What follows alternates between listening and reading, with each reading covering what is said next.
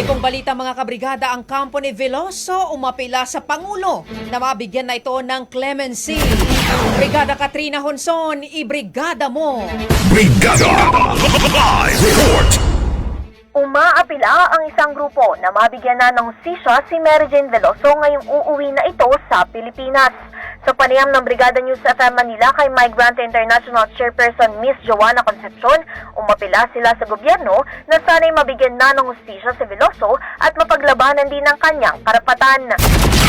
Nais po namin sanang ipaabot sa Pangulo at sa DSA na din po, sa mga opisyalis ng DSA, na sana po ay makontak po nila ang pamilya ni Mary Jane sa madaling panahon at mabigyan po sila ng detalye nito, hinggil dito kung talaga pong makakauwi na siya, may petsa na, may detalye na kung paano ito mangyayari at ano mangyayari kapag nandito na siya sa Pilipinas.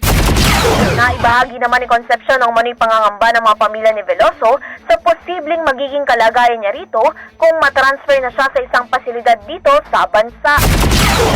Tapos po sir na pinaliwanag namin, pinaunawa namin kay nanay at kay tatay, ang sentimento naman po nila ay positibo, natutuwa sila at gusto na nila po talagang makasama.